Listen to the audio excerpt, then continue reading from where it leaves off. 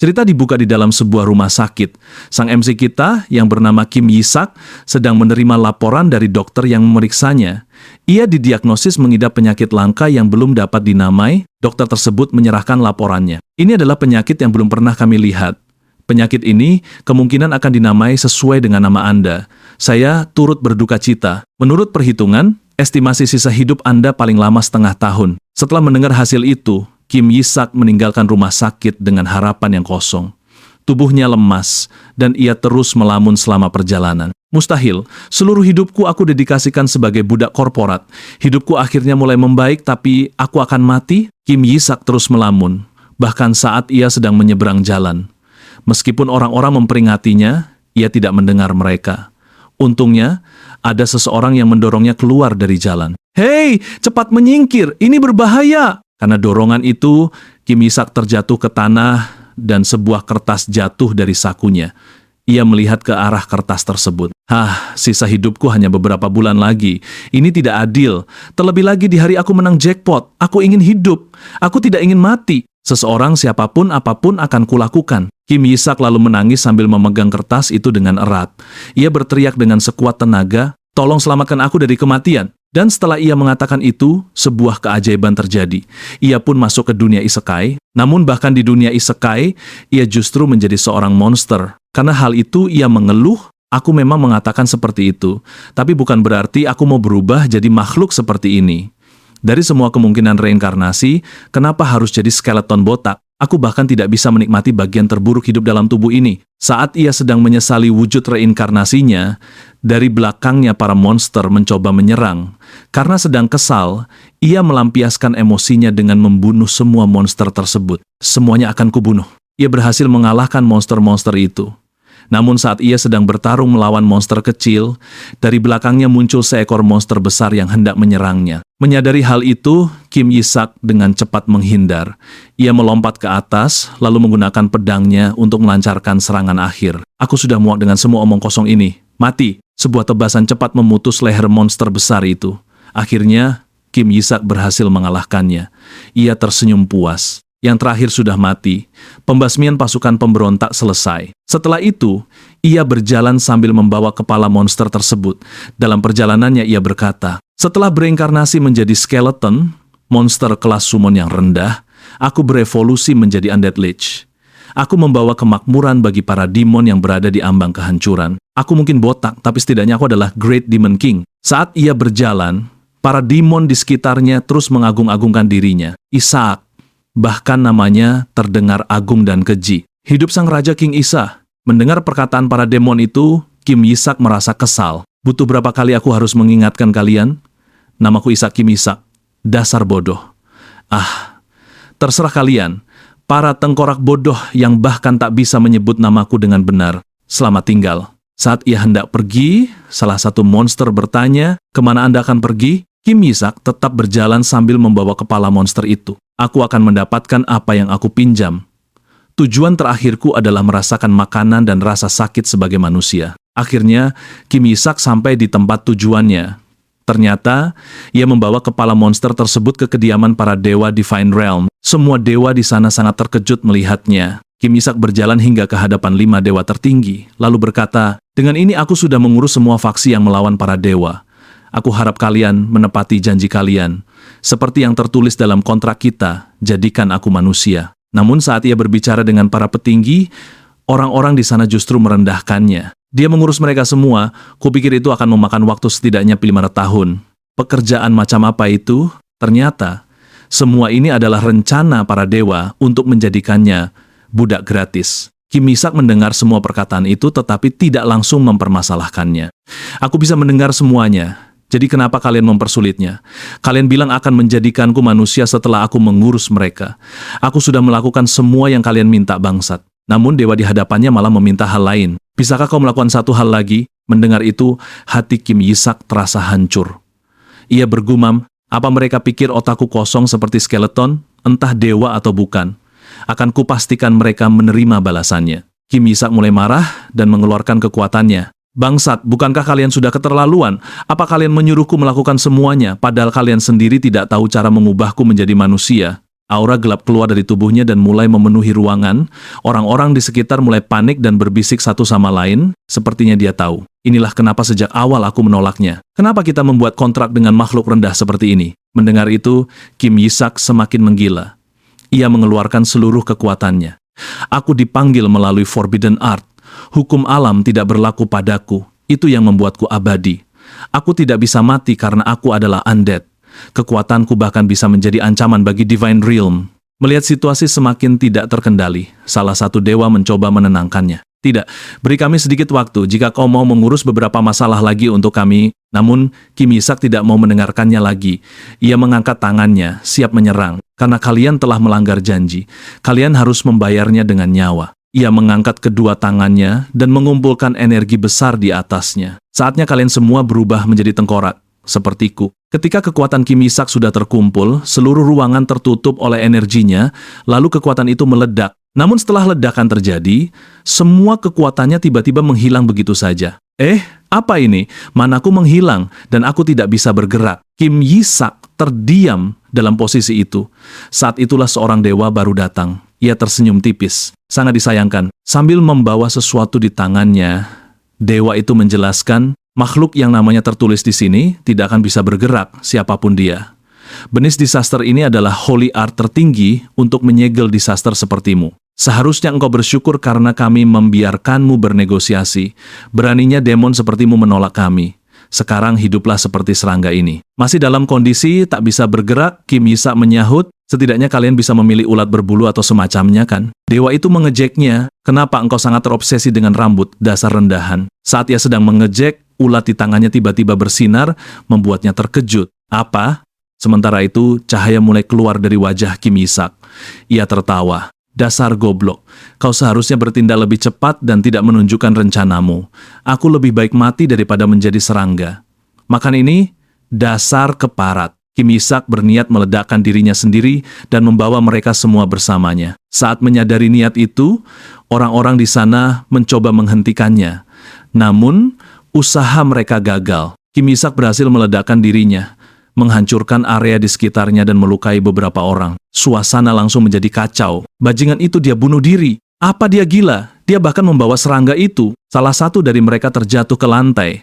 Seorang berambut kuning di dekatnya membantu berdiri. Apakah spelnya berhasil? Seorang berambut merah melihat ke arah serangga itu dan berkata, sepertinya berhasil, jiwa Demon King telah tersegel, syukurlah. Karena Demon King telah tiada, kita bisa memulihkan kekuatan kita. Benar. Setiap kali disaster binasa, kita semakin kuat. Tapi kita tidak boleh lengah. Kita tidak tahu kapan disaster lain akan muncul. Ia melanjutkan dengan serius, aku harus menciptakan wadah Sand yang sempurna di dunia manusia dan membunuh semua demon yang tersisa. Mendengar itu, si rambut merah tampak khawatir. Apakah Anda baik-baik saja? Anda sudah terlalu banyak menggunakan kekuatan. Si rambut kuning mencoba berdiri dan menjawab, jangan khawatir. Lebih baik kita mencari jiwa yang cocok untuk menjadi Saint. Ia kemudian mengambil serangga itu dan tersenyum jahat. Sedangkan untuk Demon King bajingan ini, aku akan terus menyiksanya sebagai serangga selamanya. Sementara itu, di tempat lain, Kim Yi-sak ternyata masih hidup. Pikiranku kacau. Apa aku kehilangan akal, ditipu oleh para dewa? Apa aku jadi bodoh karena aku seorang skeleton? Ia merasakan sesuatu yang aneh. Tapi, kenapa ini sangat terang? Apa aku tidak punya tangan untuk menutupi cahaya ini karena aku seekor serangga? Kim Yi-sak mencoba merasakan sekitarnya dan tubuhnya. Ia terkejut. Apa ini? Kehangatan. Dan kelembapan ini? Ia menggerakkan tangannya. Aku punya tangan? Melihat tangan manusia di depannya, Kim Yi-sak semakin terkejut. Apa ini? Tubuh manusia. Apa aku? Menjadi manusia. Ternyata, Kim Yi-sak kini telah masuk ke dalam tubuh seorang bayi. Dengan gembira, ia mencoba menggerak-gerakkan tangannya sambil terus berpikir. Para bajingan itu ingin aku mati.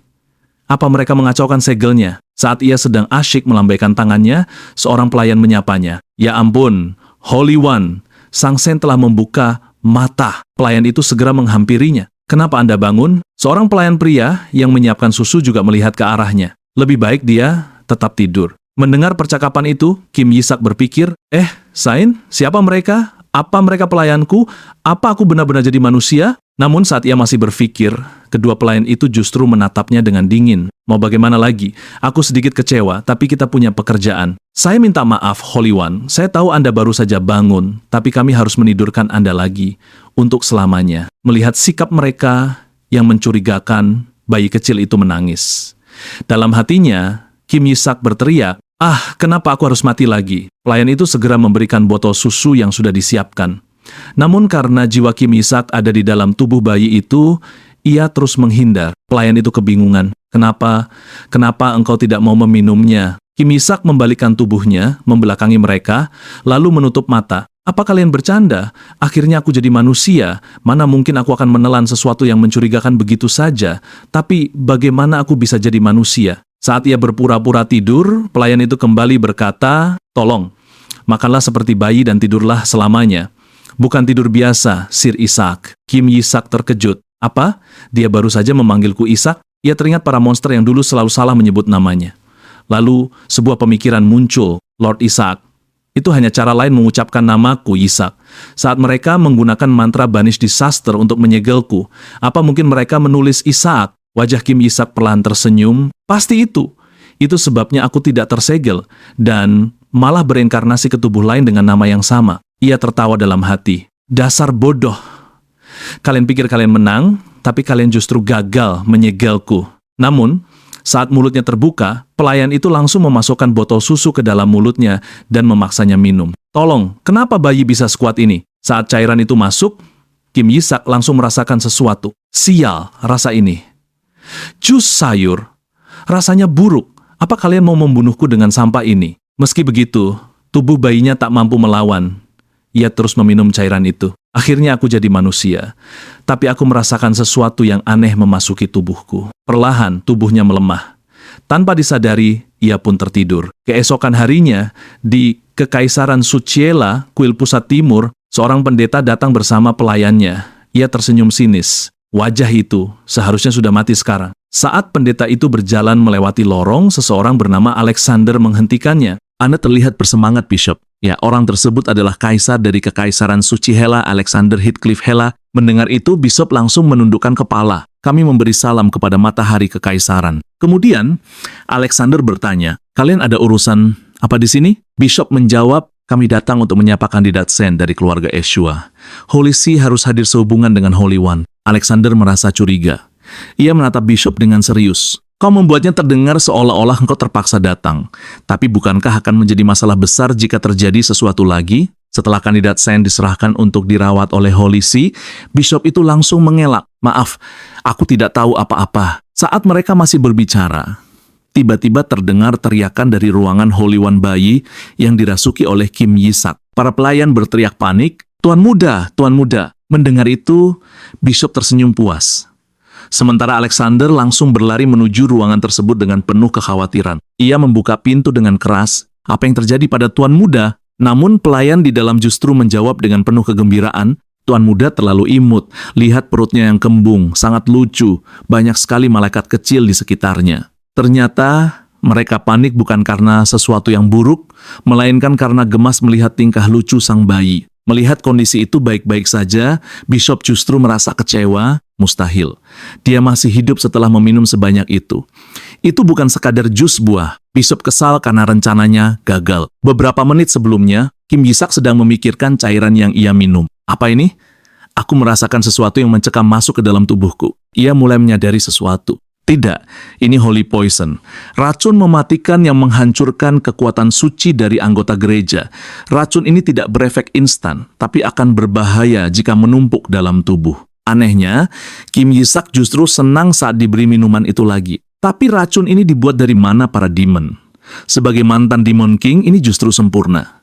Memberikan sesuatu yang berasal dari mana kepada demon sepertiku? Hebat, akan kumakan semua mana ini untuk tubuh bayi ini. Dalam wujud bayi, ia menangis, seolah meminta tambahan minuman itu. Sambil menuangkan lagi, pelayan pria berkata, "Kami senang bisa memberimu lagi racun, maksudku, jus buah. Ini tidak akan berefek langsung." Sementara itu Kim Yisak sangat menikmatinya. "Bagus, penyerapan mana berjalan sempurna.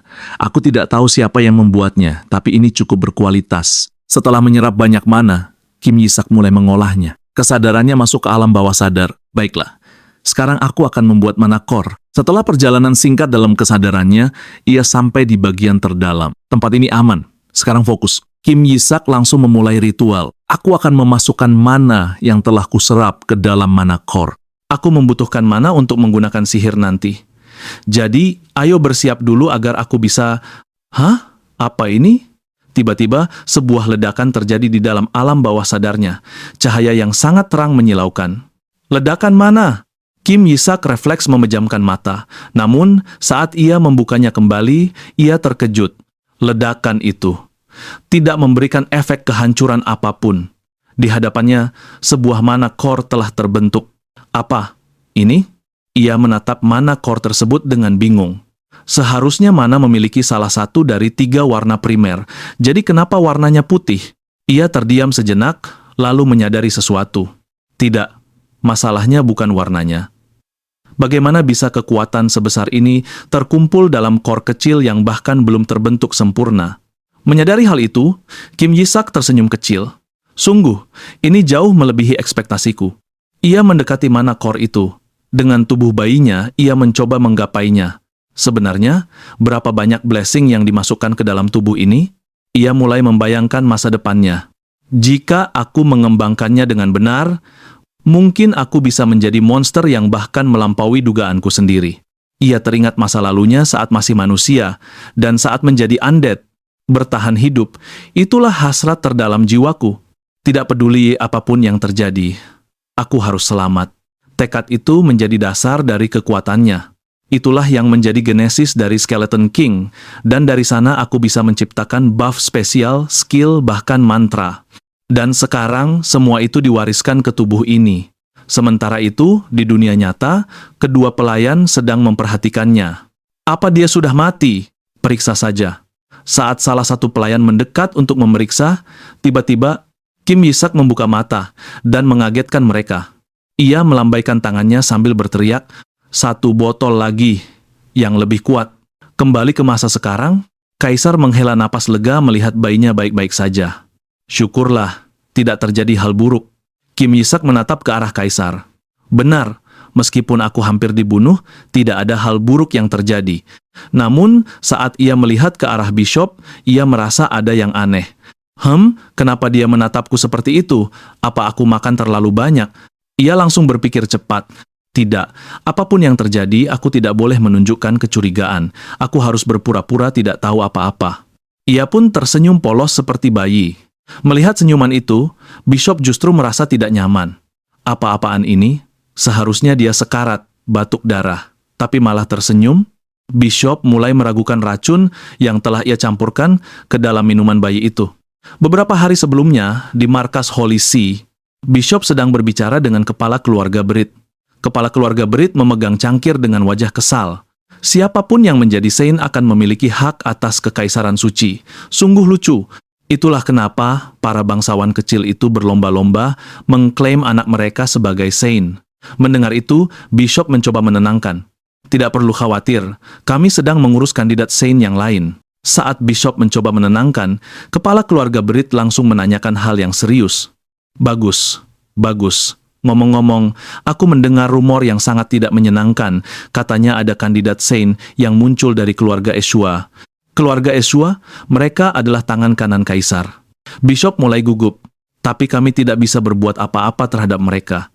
Mendengar jawaban itu, kepala keluarga Brit langsung melemparkan gelasnya dengan marah.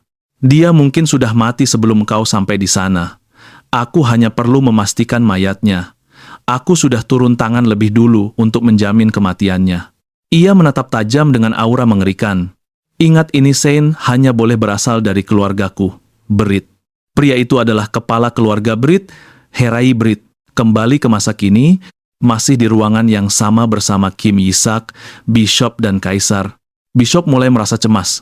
Keringat dingin mengalir di wajahnya, yang kini pucat. Aku diberitahu bayi itu akan mati. Jadi kenapa dia masih hidup? Aku tidak bisa membiarkan ini.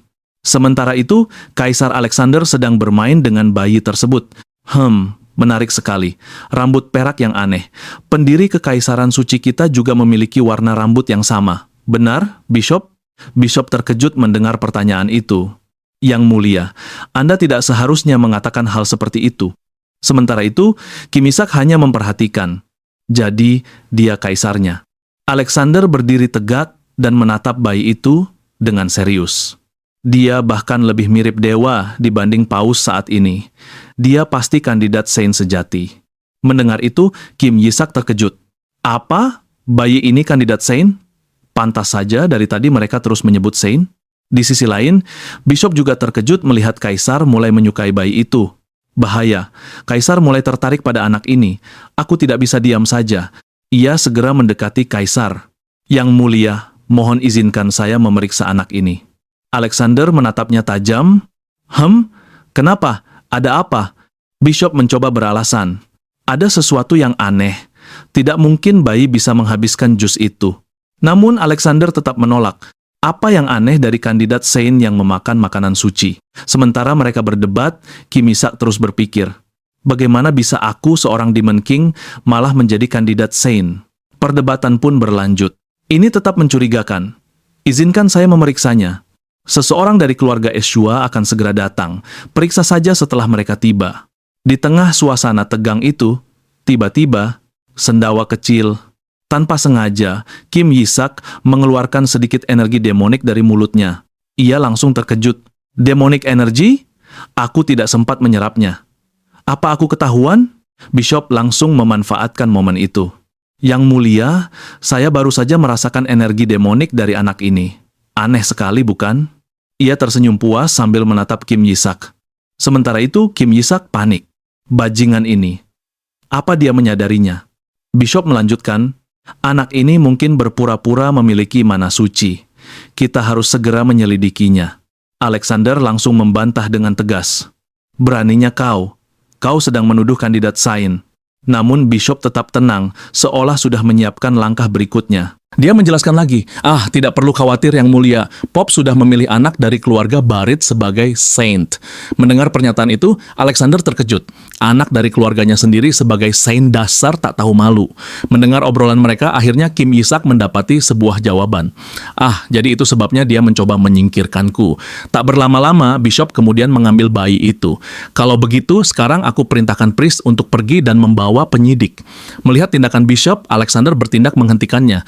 Tunggu, keluarga Eshua adalah sekutu terdekat keluarga kerajaan. Sebagai kaisar, aku sangat menyarankan engkau untuk menunda pemindahan anak itu. Tapi Bishop itu tetap saja memegang bayi itu. Dia menjawab dengan tenang sambil tersenyum. Baik, yang mulia, ngomong-ngomong saya sudah berbicara dengan PP. Dia menyebutkan bahwa dia hanya akan melakukan upacara penobatan pangeran setelah pemilihan saint. Mendengar pernyataan itu, Alexander semakin terkejut. Jadi dia berencana untuk secara resmi menolak pengakuan atas putraku setuju dengan saints yang dipilihnya. Alexander lalu bertanya, apa ini tujuan Holy See? Mendengar perdebatan mereka, Kim Yisak merasa kesal. Dasar brengsek, sejujurnya aku tidak mau tetap menjadi kandidat saint. Terlalu beresiko. Identitas asliku bisa ketahuan. Lalu Bishop kembali melanjutkan, kalau begitu kami akan memeriksa anak ini sekarang juga menggunakan Holy Exorcism Art. Bishop tersenyum. Kalau dia memang manusia, maka dia tidak akan terluka. Kalau dia memang demon, dia akan dibunuh. Tapi saat dia bilang begitu, Kim Yisak memukul Bishop itu menggunakan botolnya dengan sangat keras. Akibat serangan itu, beberapa giginya copot. Sedangkan Kim Yisak merasa senang. Dasar bajingan arogan sialan, aku akan ikuti permainanmu. Bishop merasa sangat kesakitan akibat pukulan tadi.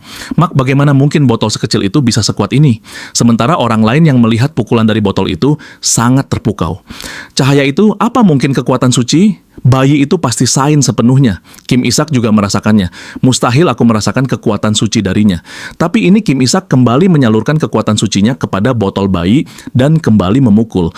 Menghajar B itu terus-menerus. Saat dipukul oleh bayi itu, Bishop merasakan sesuatu. Ini pasti. Mana? Kaisar dan bawahannya yang melihat tingkah bayi itu tidak menghentikannya. Mereka terus melihatnya dengan wajah yang bahagia. Sementara itu, Kim Yisak menambahkan kekuatannya lagi ke dalam botol itu. Aku akan memperkuat botol ini dengan sihir penguat dan memberimu pukulan terakhir. Selagi berpura-pura menjadi bayi tak bersalah. Saat dia menambahkan kekuatan itu, dia menyadari sesuatu. Oh, apa ini? Setiap kali aku menggunakan mana, aku merasakan tipis kekuatan suci juga. Mana dan kekuatan suci tidak cocok dan biasanya tidak akan bisa digunakan bersama. Pasti ada hubungannya dengan mana or putih itu.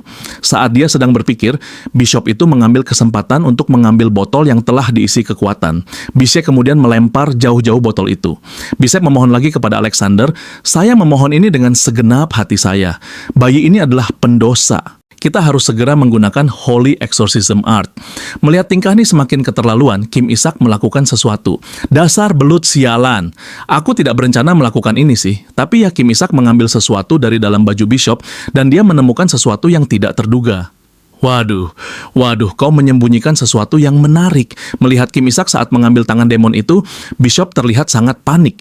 High-cranking Demon's Corpse yang tersegel. Dengan kata lain, totem merupakan artefak yang memanfaatkan karakteristik demon yang memakan mayat demon lain untuk menyerap mana mereka. Tadinya aku menyimpan totem ini setiap saat untuk melawan demon kalau aku pernah berpapasan dengan mereka. Tapi bagaimana bisa bayi ini tahu mengenai totemku? Dan saat Kim Ishak memegangi totem itu, Kim Ishak tertawa sangat jelas. Tanpa berlama-lama, Kim Ishak melempar tangan itu ke hadapan Alexander. Perhatikan baik-baik, dasar bajingan. Ini semua karena kalian yang terus menyerangku. Ini adalah akibat dari perbuatanmu. Setelah mengucapkan itu, Kim Yak langsung menjentikan jarinya. Dan sesaat kemudian sebuah demon muncul dari tangan itu. Dan di saat semua orang panik, hanya Kim Ishak saja yang tertawa melihat itu. Coba takis ini. Dasar bajingan kotor. Melihat adanya monster di sana, semua orang panik. Bagaimana bisa ada Shadow Lay di sini? Alexander kemudian memarahi Bishop. Bishop Martha Berit, apa yang sebenarnya kau rencanakan? Bagaimana bisa kau membiarkan demon masuk ke dalam kuil? Apa kau sudah gila? Bishop pun panik. Apa Anda tidak lihat bayi ini yang melemparkan totem itu? Tapi Alexander tetap menyangkalnya. Totem hanyalah objek yang digunakan untuk menyegal Demon Beast. Jadi bagaimana bisa dia hidup kembali? Alexander kemudian memberi perintah kepada para pasukannya. Semua pasukan lindungi Tuan Muda dari Demon Keji dan Bishop. Semua pasukan langsung mengikuti perintahnya. Mereka langsung mengambil Kim Yak tangan Bishop. Dan saat setelah diambil, Kim Yak meledek ke arah Bishop. Dan sementara itu, demon yang tadi sedang dikepung oleh para penjaga. Kim Ishak bergumam, kasihan deh, mari kita lihat seberapa hebat Bishop ini. Tapi saat dia bilang begitu, demon itu malah terfokus kepadanya. Kim Ishak merasakan ada yang aneh. Demon itu langsung bergerak menyerang Kim Ishak. Bunuh sennya. Melihat demon yang akan menyerang Tuan Muda mereka, titik. Para penjaga segera berbaris melindungi Tuan Muda. Kim Ishak yang melihat itu merasa tenang. Apa-apaan makhluk itu? Aku menyelamatkan nyawanya. Jadi kenapa dia malah menyerangku? Tapi tetap saja para paladin seharusnya bisa melindungiku. Dan saat dia bilang begitu, ternyata paladin di hadapannya telah dikalahkan oleh demon itu. Demon itu terus mengamuk bunuhnya. Tangkap Kaisar. Dan setelah mengalahkan para paladin itu, akhirnya Diamond itu langsung menyerang ke arah Kim Yusak. Melihat itu, Kim Yusak melakukan antisipasi. Sebaiknya aku kalahkan dulu dia. Tidak ada yang akan sadar aku menggunakan magic di situasi seperti ini. Kenapa semua orang mencoba membunuhku di dunia ini sih? Mencoba membunuh mereka yang telah membantumu itu. Dasar demon bodoh. Kim Yusak langsung menggunakan kekuatannya untuk melawan demon itu. Dan saat dia menggunakan kekuatannya, Demon Beast itu merasakan hawa kehadiran Skeleton King.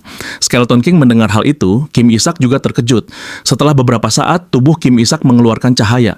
Cahaya itu sangat terang membuat semua orang terpaku kepadanya. Juga Demon Beast-nya merasa kesakitan dan akhirnya melarikan diri. Orang yang menyaksikan itu sangat terkejut. Demon Beast-nya melarikan diri. Barusan itu pasti kekuatan suci kan? Tuan Muda Ishak telah mengusir demon itu keluar. Luar biasa di usia semuda ini, memang hebat Tuan Muda kita. Semua orang yang mengelilingi Kim Yak sangat bangga dengan apa yang dilakukan Kim Yak. Sementara mereka sedang heboh dengan kekuatan yang dikeluarkan oleh Kim Yak. Kim Yak malah sedang meneliti kekuatan yang dia rasakan. Apa ini? Ini kekuatan suci sungguhan. Kim Ishak terus-menerus melihat tangannya. Bagaimana bisa aku? Manaku habis. Apa mungkin tubuh aneh ini mengubah manaku menjadi kekuatan suci? Dan saat dia sedang meraba-raba perutnya, tiba-tiba saja dia menjadi kesal. Tunggu, kalau begitu, dari mana datangnya manaku? Keesaran suci saja sudah kekurangan mana. Sementara itu, Bishop yang sedang ditahan oleh kedua penjaga mulai marah-marah. Lepaskan aku, dasar bodoh. Bayi itu adalah pendosa yang memanfaatkan kekuatan manusia. Beraninya kau masuk ke dalam kerajaan suci yang mulia. Akan aku buktikan padamu. Akan kubuka identitas aslinya dengan Exos. Alexander kemudian menghampiri Bishop itu. Sudah cukup, Bishop. Beraninya kau menuduh kandidat Saint yang tidak bersalah. Bukan itu saja, tapi kau juga membiarkan demon kuat berkeliaran di hadapan naik kerajaan. Alexander kemudian menatap dengan marah Aku sama sekali tak akan menghiraukan hal ini, bahkan kalau kau berasal dari Holy See." Mendengar perkataan Alexander, Bishop langsung merasa cemas. Dia menggerutu dalam hatinya. Kalau sampai kaisar curiga, maka mereka juga akan tahu mengenai para penyusup. Kalau terjadi Holy See, bisa dalam bahaya. Dalam keadaan terikat itu, Bishop kemudian mengukir sebuah lingkaran sihir. Bahkan kalau aku harus mati untuk bertanggung jawab atas kejadian ini, aku harus menyelamatkan nyawa keluargaku. Itu sebabnya setidaknya aku harus membunuh kandidat saint dari keluarga Yeshua. Dan setelah lingkaran sihir itu selesai, sebuah monster serigala muncul di sana dengan mata yang merah menyala. Setelah muncul dengan sempurna, serigala itu langsung mengejar menuju ke arah Kim Ishak. Melihat hal itu, Kim Ishak tetap tenang dan memperhatikan bajingan sialan ini, akhirnya menunjukkan jati dirinya. Apa dia mengira bisa membunuhku dengan sesuatu seperti itu? Akan tetapi saat Kim Ishak akan mencoba melawannya tanpa diduga, dia sudah kehabisan energi. Apa? Tanda tanya. Tunggu, aku sudah kehabisan mana? Oleh karenanya, monster itu akhirnya akan berhasil mencapai Kim Ishak. Tapi, tanpa diduga, tiba-tiba sebuah serangan berwarna biru menghabisi monster tersebut. Tepat di depan mata Kim Yak. Seseorang yang datang di sana, kemudian berkata, "Siapa yang berani mencoba melukai keturunan langsung keluarga Yeshua?" Mendengar suara itu, semua orang melihat ke arahnya. Mereka terkejut. Blue Faith. Mereka naik keluarga Yeshua. Iya, inilah dia putra ketujuh keluarga Yeshua, Relay Yeshua. Sesampainya di sana, Relay Yeshua langsung menindak tegas Bishop yang melakukan penyerangan ke arah tuan muda mereka. Cepat eksekusi Bishop. Mereka langsung menyeret Bishop dari sana. Bishop lalu mencoba menjelaskan semuanya. "Lepaskan aku, jangan beraninya kau menyentuhku dengan tanganmu." Akan tetapi, para penjaga di sana terus membawanya keluar. Saat keributan sedang terjadi, Kim Ishak tidak mempedulikan itu. Dia hanya terus berpikir, "Tunggu Yeshua, seperti pernah mendengarnya." Saat dia sedang berpikir, Relay Yeshua mendisiplinkan pasukannya. Mana tata kramu? Setelahnya, para pasukan di sana langsung berlutut. Salam hormat kepada tuan muda keluarga Yeshua. Melihat semua itu, Kim Ishak merasa senang. Wow, lihat mereka. Mereka lebih kompeten daripada naik kerajaan. Relay Yeshua kemudian memberikan sesuatu untuk Kim Ishak. "Maaf, kami terlambat, Ishak. Tidak banyak, tapi kami telah membawakan hadiah kecil untukmu. Mulai dari ini kita akan panggil MC dengan Isaac saja ya." Lanjut, mendengar hadiah itu, Isaac sangat senang. Oh, apakah emas-emas batangan? Akhirnya pengawal itu segera mengeluarkan hadiahnya, figurin dari pemenggalan Skeleton King. Ada juga yang Skeleton King terbakar hingga mati. Dan yang ini ada Saintess sedang menghancurkan Skeleton King. Melihat semua hadiah itu malah menyakiti hatinya. Isaac malah diam saja tidak bereaksi. Sementara itu, semua yang ada di sana terus memujinya dan mengajaknya bermain. Padahal dalam hatinya Isaac sangat malas. Bagaimana bisa aku hidup dengan keluarga gila seperti ini? Semua penjaga di sana terus menggudanya. Tuan muda suka tuh lucunya, saking sukanya sampai menangis. Sementara mereka terus menggoda Ishak, dia sendiri terus berpikir tentang keluarga Yeshua. Tunggu Yeshua. Aku ingat itu adalah generasi Saintess yang datang untuk membunuhku. Isaac kemudian mengingat keluarga Yeshua yang datang saat dia sedang menjadi Skeleton King dulu. Aku adalah Saints ke-45 So Yeshua. Aku adalah Saints ke-61 Oksua. Juga ada orang yang tidak ingin menyebutkan namanya. Namaku tidak pantas untuk orang sepertimu. Isaac lalu semakin kepikiran, iya, mereka semua punya nama Yeshua apalah. Sial, bukan hanya kandidat Saintin, tapi aku juga bagian dari keluarga Saintess. Buat dosa apa aku di kehidupan sebelumnya? Dan saat Ishak sedang berpikir, tiba-tiba saja Bishop yang sedang ditahan kembali berbicara. "Para bajingan-bajingan Yeshua ini, aku tahu kalian semua pendosa bajingan. Dari mana kalian mendapatkan makhluk itu? Akan kubuka identitas aslinya. Tak kusangka kau akan membawa monster itu kemari." Keluarga Yeshua sudah kehilangan akalnya. Bishop terus-menerus memaki dan mengatai Ishak. Dia akan mengakhiri garis keturunan Yeshua. Dan saat dia sedang mengatakan ini, Relay Yeshua menggunakan pedangnya untuk menyayat leher Bishop. Relay Yeshua berdiri di hadapan Bishop dan mengingatkannya, "Bersyukurlah atas kemurahan hati Yeshua yang hanya menyayat lehermu atas omong kosongmu itu." Melihat tindakan Relay Ishak sangat senang. Oh, dia berguna juga. Dia hanya menyayat lehernya karena dia telah mencaci keluarga. Berani juga dia menyerang Hollis. Sementara itu, pengawal yang ada di dekat Isaac mencoba menenangkan Isaac. "Tuan muda, kamu mendengar hal yang begitu buruk. Seharusnya Anda hanya mendengar dan melihat hal-hal baik saja." Isaac merasa jengkel dengan perlakuan mereka. "Hei, dasar orang-orang gila." Isaac kemudian berpikir lagi. "Aku ingat sekarang, Blue Knight. Mereka sangat kuat. Para bawahanku pasti panik setiap kali melihat Blue Knight. Sudahlah, pantas saja bawahanku jatuh."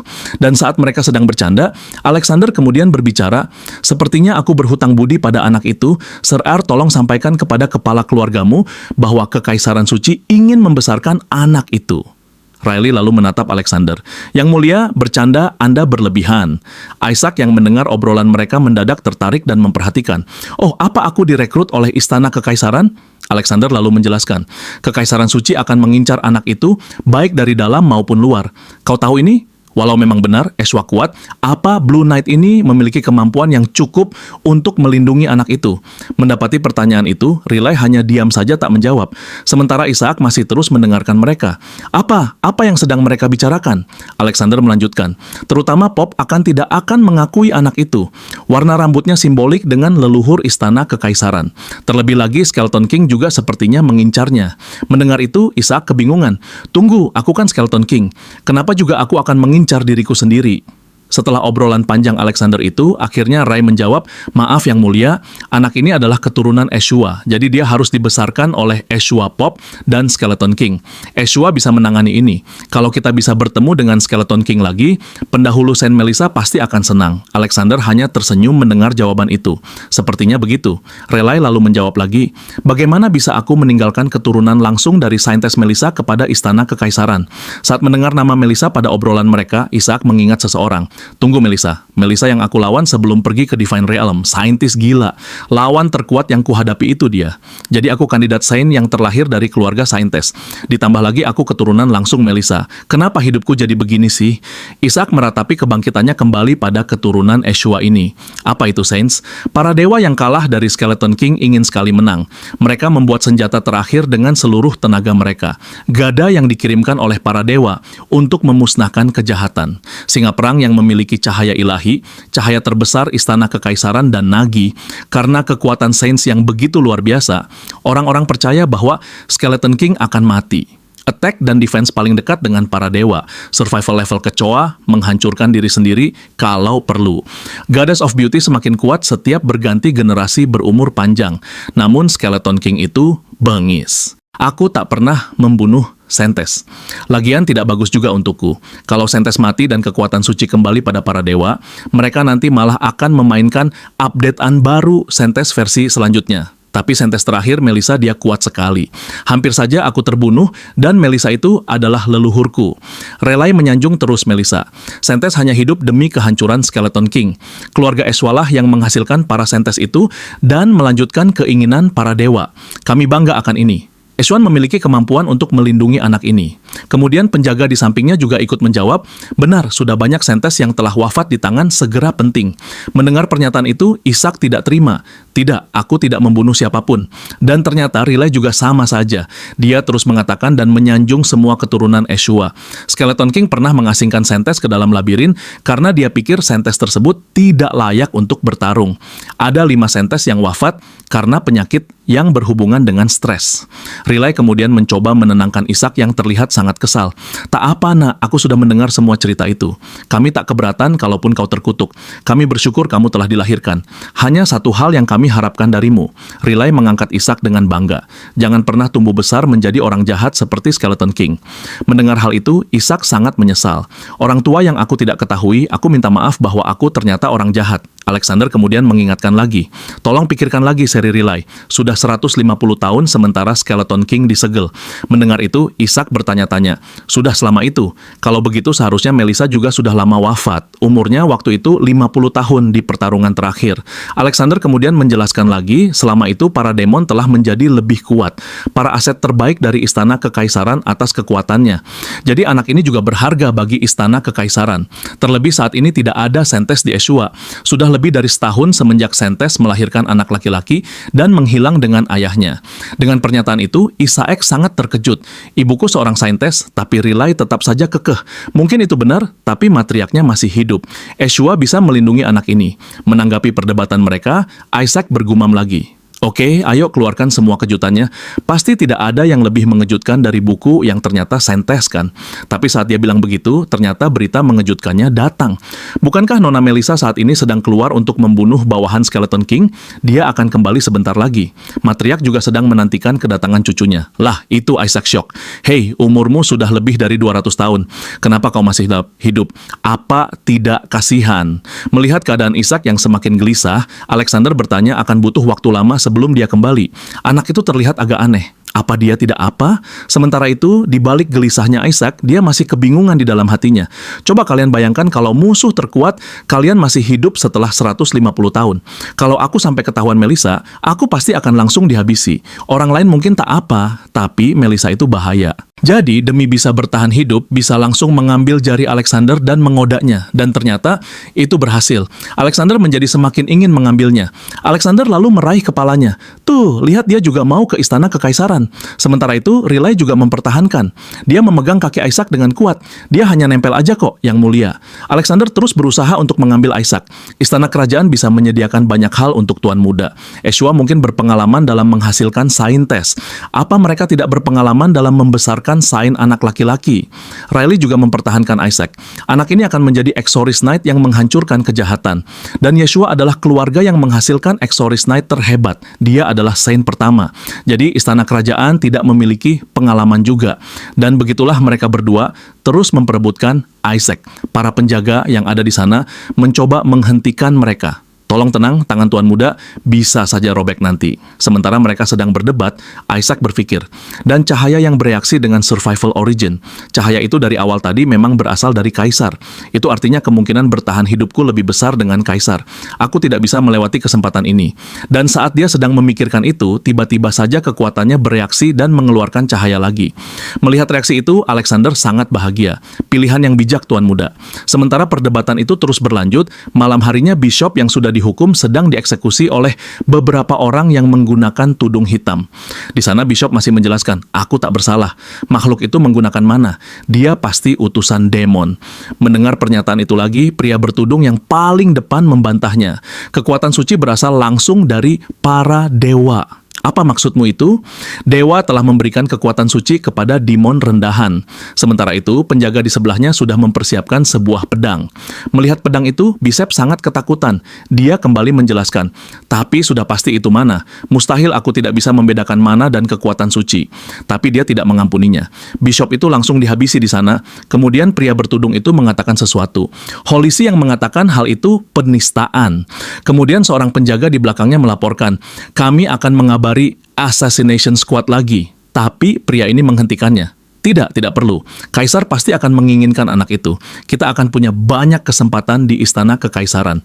Kita tunggu saja. Kali ini dia pasti tak akan selamat. Setelah selesai mengurus bishop tadi, mereka semua pergi dari sana. Keesokan harinya, Isaac berangkat bersama Riley menuju Yeshua. Beberapa hari yang lalu, sebuah kejadian di mana pada saat Ishak diperebutkan, sebuah cahaya yang sangat terang ternyata berasal bukan dari dirinya. Cahaya itu berasal dari Riley. Saat itu Ria terus memohon untuk bisa mengasuh Ishak di keluarga Yeshua. Ya, yang mulia, Yeshua bukanlah tempat yang baik untuk membesarkan anak, tapi Anda harus mempertimbangkan juga bahwa kami adalah satu-satunya keluarga yang memiliki mana korat mayat demon. Riley kemudian menunjukkan sesuatu. Harta paling berharga yang kami miliki hanyalah tubuh dari Skeleton King. Dan saat Riley menunjukkan hal itu, cahayanya semakin terang. Melihat tubuhnya sendiri, Isaac sangat terkejut. Wah, tubuhku ada di kalian. Seharusnya dari awal bilang begitu dong. Setelah melihat ada tubuhnya di sana, Isaac kembali berubah pikiran. Dia meraih jari Riley dan berbicara kepadanya sambil mengangkat jempol. Melihat itu Riley menjadi tersentuh dan begitulah akhirnya Isaac dibawa oleh Riley menuju Yeshua. Sementara itu di kereta Isaac terus-terusan berpikir, rasanya seperti aku mengorbankan kehidupanku di kerajaan demi masuk militer. Tapi mau bagaimana lagi? Karena ini bisa membantuku mendapatkan kembali tubuh lamaku. Tubuh yang sudah terasa dan mengakumulasi mana. Cukup untuk melawan para dewa. Kalau aku bisa mendapatkannya saja, aku mah rank 10 tidak ada apa-apanya. Isaac lalu yang teringat saat Riley menunjukkan dan cahayanya sangat terang. Juga ini pertama kalinya aku melihat cahaya survival origin bersinar seterang itu. Itu artinya kalau ikut dengan paman ke Yeshua akan lebih menguntungkan dalam bidang kehidupanku. Dan di dalam sana seorang penjaga kemudian berkata kepada Riley, kenapa mereka pasukan Holisi masih mengincar tuan muda? Riley menjelaskan, karena para dewa telah memberikan ramalan bahwa selain akan diambil sebagai anak dewa, itu artinya dia akan menjadi pop selanjutnya. Ya, itu sebabnya keluarga Barit ingin sekali melahirkan Saint. Mendengar itu, Ishak kembali kaget. Ishak kemudian berpikir, Pop, klerik terkuat yang menggunakan Holy Spell rank 10. Bisa dibilang sebagai raja dari semua klerik dan paladin dan orang besar yang kekuatannya setara dengan kekaisaran dari kekaisaran suci ini. Keluarga Brit telah melahirkan Pop selama ribuan tahun, tapi sekarang posisi itu akan diambil oleh Saint. Wajar saja mereka marah. Itu juga sebabnya keluarga lain juga berusaha melahirkan Saint. Dan saat mereka sedang mengobrol, tiba-tiba saja kereta terhenti. Lalu ada seseorang yang mengunjungi mereka. Riley menyapa. Nah, ada apa? Orang itu menjelaskan, Tuan Muda Riley, kita sudah sampai di Kadipaten, tapi kami mengalami masalah. Dan Riley melihat keluar di depan gerbang ada seseorang yang menghentikannya.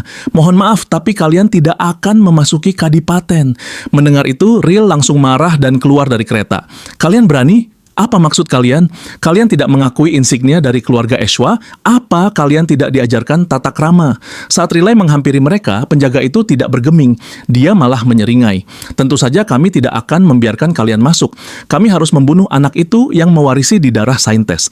Saat setelah mereka bilang begitu, ketiga orang penjaga ini mengeluarkan aura demons yang dapat dirasakan oleh para pengawal. Demon. Ishak juga terkejut mengetahui bahwa mereka semua adalah demon. Omong kosong apa ini? Aku yakin aku sudah melarang mereka untuk menyerang petinggi manusia. Apa ini? Ulah dari Demon King yang baru. Sementara itu, mereka bertiga juga sudah berubah wujudnya menjadi seorang demon. Pemimpin mereka menunjuk dan mengancam, dengarkan, aku, manusia bodoh, raja berjaya. Kami telah memerintahkan semua Saint dan Saints untuk dibunuh. Di bawah kendali Skeleton King yang agung, Lord Isaac, kami akan membunuh Saint itu. Mendengar hal itu membuat Isaac sangat kesal. Dalam wujud bayinya, dia menggerutu. Astaga, apa-apaan ini? Sejak kapan aku menyuruhmu begitu? Dasar bajingan.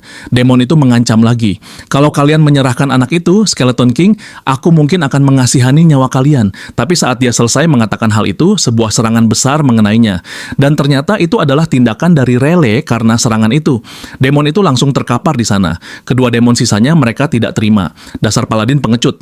Mendengar hal itu, Riley langsung marah. Beraninya kamu membual di hadapanku. Exorcism Eshwa. Takkan kuberikan kematian ringan. Riley kemudian mengacungkan pedangnya sambil mengancam mereka. Dengar baik-baik. Demi melindungi segala hal kecil di dunia ini, kami akan menghancurkan seluruh kejahatan. Kami akan mengejarmu sampai ujung neraka untuk membunuhmu. Dan setelah mengatakan itu, semua pasukan peserta dirinya mengacungkan pedangnya dan bersiap mengalahkan mereka. Setelah bersiap dengan pasukannya, Riley memprovokasi para demon itu. Baik itu Skeleton King bengis yang memaksa bawahannya untuk mati hanya demi moralnya yang rusak. Para demon yang ada di sana menjadi sangat geram. Mendengar ucapan yang keluar dari mulut Riley, mereka langsung menerjang menyerang ke depan. Jangan menghina Skeleton King is kami. Semua hal dilakukan demi kebangkitan Lord Isaac. Sementara pertempuran pecah, Isaac dibawa kabur menjauh oleh salah satu pengawalnya. Maafkan aku, Tuan Muda. Melihat pertempuran yang pecah dan obrolan yang mereka tadi bicarakan, Isaac bertanya-tanya dalam hatinya, apa yang sebenarnya terjadi? Tanda tanya. Siapa yang sedang berpura-pura menjadi diriku? Setelah beberapa saat, setelah dirasa cukup jauh dan aman, pengawal tadi meletakkan Isaac di tanah. Dia kemudian memberinya pelindung. Tolong tunggu sebentar di sini. Aku akan segera kembali. Sebuah pelindung berwarna biru yang terlihat cukup tebal berhasil menutupi seluruh tubuh Isaac dalam bentuk lingkaran. Isaac kemudian mencoba meraba pelindung itu, penghalang perlindungan. Bahkan demon kelas atas takkan bisa menembus pahala ini cukup menagumkan. Isaac terus menarik kesimpulan. Fakta bahwa yang di luar tidak bisa ke dalam juga berarti yang di dalam tidak bisa keluar. Isaac kemudian memejamkan matanya. Kalau begitu, Survival Origin diaktifkan. Lepaskan magic.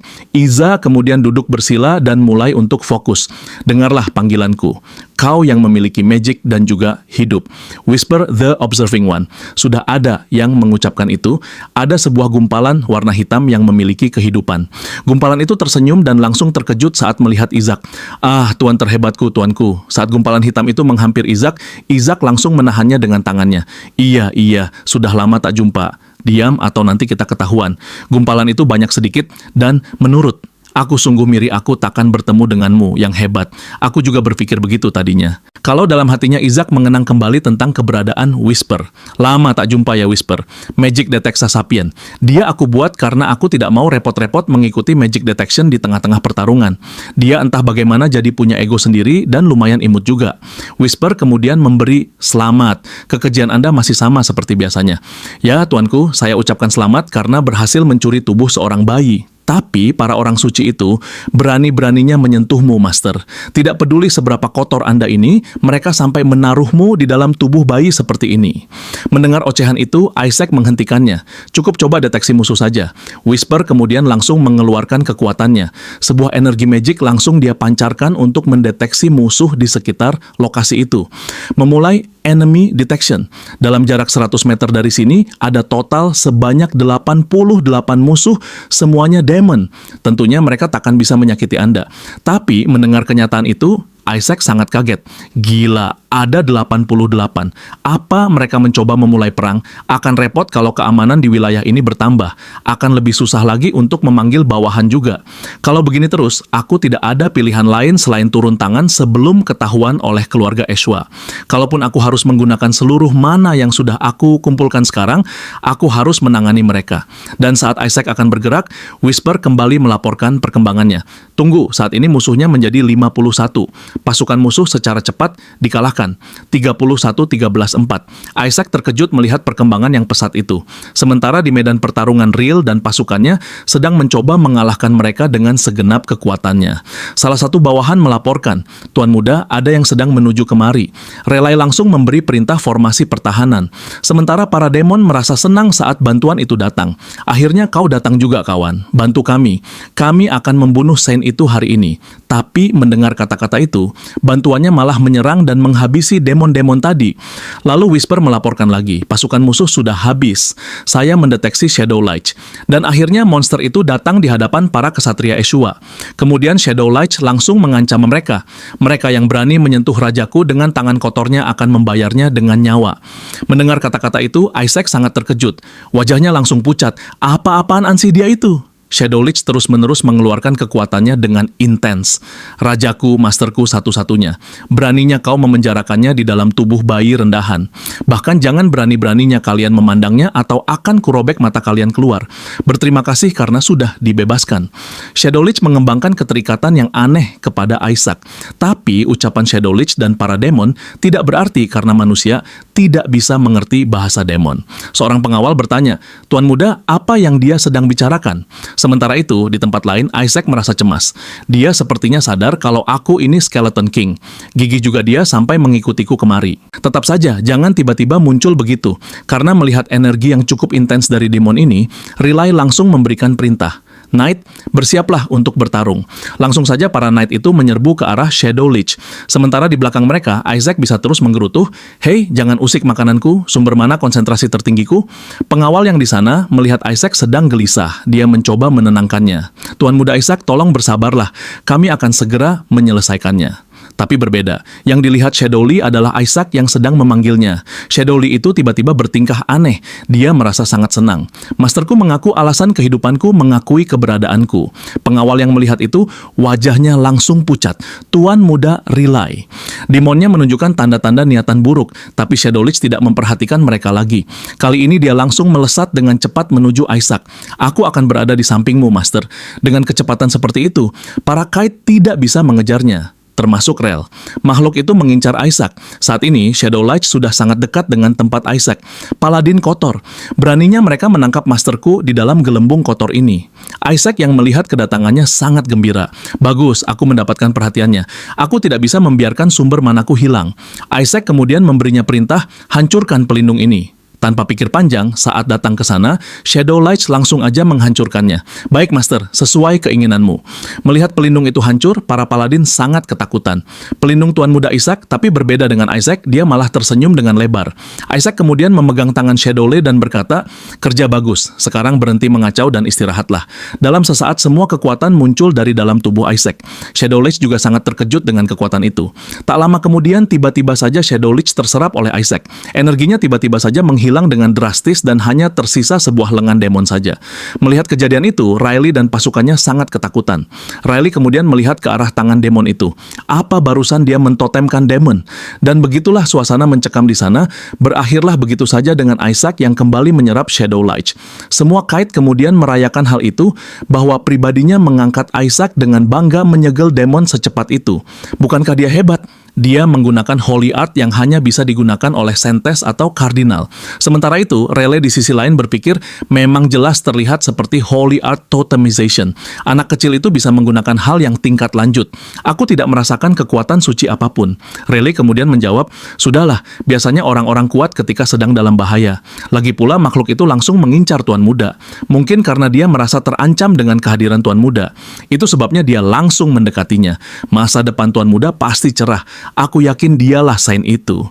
Kemudian Riley berpikir lagi. Dia tidak salah sih. Demon itu memang mengincarnya. Bahkan kalau dia bukan sin anak ini memang khusus, tapi kenapa harus laki-laki sih? Karena ketukan Skeleton King lelaki dari keluarga Eshua. Satria sedang mengkhawatirkan hal itu. Pengawal di hadapannya mengucapkan sesuatu yang membuat dia terkejut. Sudah saya putuskan. Sebagai komandan dari Azure Kite, saya akan melindungi Tuan Muda Isakua. Mendengar itu, Ril tersadar. Dia tersenyum. Begitu ya, sepertinya aku yang bodoh mengkhawatirkan kutukan Skeleton King. Selagi anak ini yang akan mengangkat derajat Yesua, Riley mengambil Isaac dan mengangkatnya tinggi. Dia langsung berbicara, ayo kita pulang Isa. Sebagai pamanmu, aku akan mengajarimu banyak hal. Potensimu besar sekali. Aku akan membesarkanmu menjadi paladin yang hebat. Mendengar itu, Isaac hanya bisa tersenyum saja. Enggak aku tidak peduli soal itu. Berikan saja tubuhku begitu kita pulang. Saat dia sedang berpikir begitu, Ril mengucapkan sesuatu yang membuatnya terkejut. Kalaupun kau ditakdirkan untuk berumur pendek, aku akan mencari cara untuk menyelamatkanmu agar namamu bisa terkenal di seluruh penjuru benua. Isaac langsung menggeliat mendengar ucapan itu. Tunggu sebentar, hal ini apa yang baru saja kau bilang tadi? Sementara Riley salah paham, dia menganggap Ishak senang mendengar ucapan itu. Aku tahu itu membuatmu senang. Begitu kita pulang, aku akan ajari kau caranya mengutuk Skeleton King yang jahat. Dan setelah semuanya selesai, mereka akhirnya berangkat melanjutkan perjalanan. Kita butuh waktu lama. Mereka sampai di kediaman Eshua Dukal. Sampainya di sana, Isaac memperhatikan seluruh bangunan yang ada di sini. Wah, para Eshua brengsek ini, mereka sekaya ini selagi memporak-porandakan para demon. Semahal apa semua ini? Mengingat hal itu, Isaac sangat kesal. Dasar para borjuis, aku selalu harus hemat dan menahan-nahan demi memberi makan rakyatku. Begitu juga dengan Whisper. Dia berbicara kepada Ishak, astaga Master, tempat ini bagaikan paginya malam kastil kita. Bahkan dengan menjual beberapa dari patung itu, bisa memberikan kita 10 kastil baru. Mendengar itu, Isaac semakin kesal. Dia memarahi Whisper. Aku tahu, jadi diamlah. Di dalam kereta, Rel mengaisnya. Ini adalah kediaman Yeshua Ishak. Benula tempat dilahirkannya eksorsisme. Lihat ke sana, kau akan besar seperti mereka nanti. Riley meminta Ishak untuk melihat ke arah luar jendela. Di luar sana sedang ada beberapa kite yang sedang berlatih. Para kite itu sedang mengejar sebur boneka. Anggap saja itu adalah Skeleton King. Sambil terus menyerang boneka itu, para knight berteriak, "Tamata, Skeleton King, kau lebih rendah dari kotoran apapun. Semoga kau dikutuk. Kau pantas untuk dirobek-robek." Mati, mati. Dari dalam sana, Ishak merasa sangat terkejut. Apa yang kalian ajarkan pada anak-anak ini seperti melihat kultus fanatik? Ya, tak jadi masalah sih. Karena aku bergabung dengan kekaisaran suci, aku akan menjadikan kaisar bonekaku dan merubahnya menjadi kerajaan Ishak. Mendengar penjelasan itu, Whisper merasa kagum. Walaupun Anda adalah Skeleton King yang hebat, Anda tak keberatan balas dendam hanya karena ulah anak kecil. Picik sekali. Ishak lalu membentak Whisper, diam dan terus melihat. Perjalanan pun berlanjut. Saat dalam perjalanan itu, Ishak melihat banyak sekali manakor di dalam sebuah bangunan. Oh, apa itu semua manakor? Jumlahnya ada lebih dari 10.000. Whisper juga melihat hal itu. Aku tak pernah melihat manakor sebanyak ini. Berapa banyak demon yang mereka bunuh. Setelah beberapa saat, akhirnya mereka sampai. Riley langsung turun dari kereta membawa Ishak. Atur ulang kamarku. Ishak akan sekamar denganku.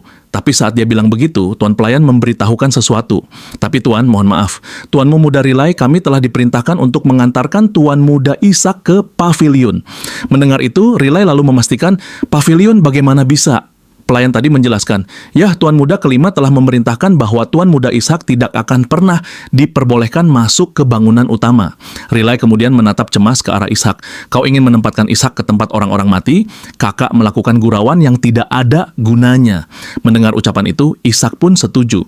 Setuju. Kenapa pula aku ditaruh di dalam pavilion kalau aku bisa tinggal di rumah besar? Tapi saat dia bilang begitu, Whisper memberitahukan sesuatu yang membuatnya terkejut. Mana kornya ada di pavilion, tapi terlambat Ray sudah berbalik dan akan membawanya. Mingkir, aku tak akan membiarkan keponakanku tinggal di rumah berhantu itu. Sementara Ishak mulai memberontak. Tidak, Aku harus ke pavilion. Riley terus mengais dan membawanya pergi. Ayo kita ke kamarku, Isaac. Setiap malam akan kubacakan cerita tidur dari kitab suci Saint melawan Skeleton King. Begitu kita telah menyelesaikan semua kitab suci, aku akan mengajarimu mantra bidang exorcism khusus untuk melawan Skeleton King. Mendengar hal itu, Isaac bisa menjadi sangat malas. Tidak, sial, itu hanya akan membangunkan ingatan burukku. Kau malah akan membunuhku nanti. Dan saat Riley akan berangkat dari sana, kakaknya telah datang. Pertama, kau pergi mengambil kotoran itu. Sekarang kau membuat kegaduhan. Aku sudah memerintahkan anak itu untuk dikirim ke pavilion. Kakaknya kemudian menyambutnya. Sudah lama sekali kau tidak kembali dan hal pertama yang kau lakukan adalah menentang kakakmu. Dan inilah kakak dari Riley, Goel Eswa, putra kelima keluarga Eswa. Isaac hanya bisa diam saja dan memperhatikan. Wah, brengsek sekali. Goel kemudian menunjuk Isaac. Berikan itu. Biar aku yang mengirim itu ke pavilion. Tapi Riley tidak memberikannya begitu saja. Apa kau serius? Ini adalah keturunan langsung dari keluarga Eswa. Apa maksudmu dia akan tinggal di pavilion yang digunakan untuk hukuman? Mendengar itu, Isaac sudah mengambil kesimpulan. Sepertinya si idiot itu tidak mau ada aku di rumah. Isaac sedang memahami situasinya. Tangan Goel terus meraihnya, mencoba untuk mengambil sementara Riley terus berusaha menjaga Isaac. Minggir, aku akan membacakannya ritual exorcism Skeleton King di kamarku. Mendengar hal itu, Goel menertawakannya. Kau sedang membawa tulang yang bahkan lebih kotor dari Skeleton King dan kau masih saja membahas keturunan langsung. Melihat kelakuan yang seperti itu, Isaac semakin kesal. Aku suka kalau dia membawaku ke pavilion, tapi apa-apaan ini? Dia ini klerik atau preman? Terserahlah.